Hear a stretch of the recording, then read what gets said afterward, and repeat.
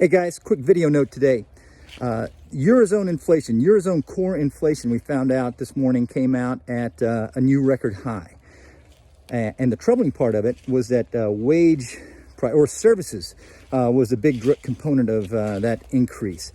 The reason that services is a problem, and the reason it is a problem is because service costs are driven almost entirely by wages.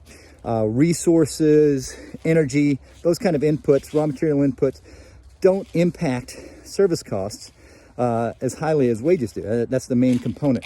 And the problem with wage-driven inflation is that it's self-reinforcing.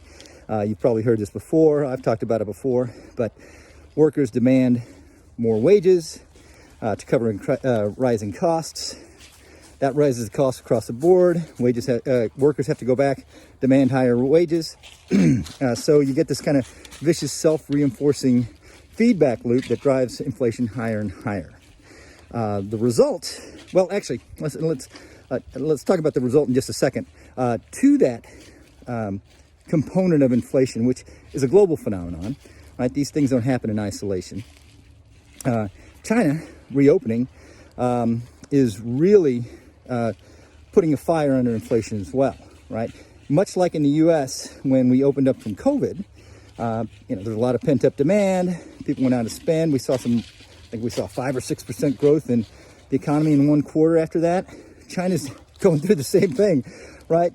So between China reopening and the demand pressures on inflation there and the wage price spiral that we are starting to see both here in the U.S. and in Europe, policymakers are going to have to hike a lot more than I think they currently expect to hike, and certainly more than the markets are pricing in.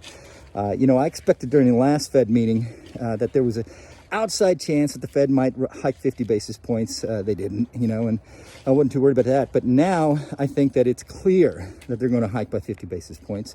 Well, let's not say clear, but if I were a betting man, and I am, I expect them to hike 50 basis points. And Nomura came out this morning, the bank, and upped their estimate for a 50 basis point hike out of the Fed this March. That's just in a couple of weeks.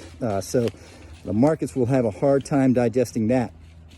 But that's what the Fed's got to do in order to fight this inflation. And like I said, they're going to have to go a lot further than even they expect. Nonetheless, all this rate hike madness is not going to be salad days for stocks, right? We're going to have a rough summer. We'll probably test 3,000, 2,800 on the S&P. We got at least 1,000 point drop there, and probably more, as recession kicks in and starts having its impact on earnings. So that's what we got in store, and I'll catch you next time.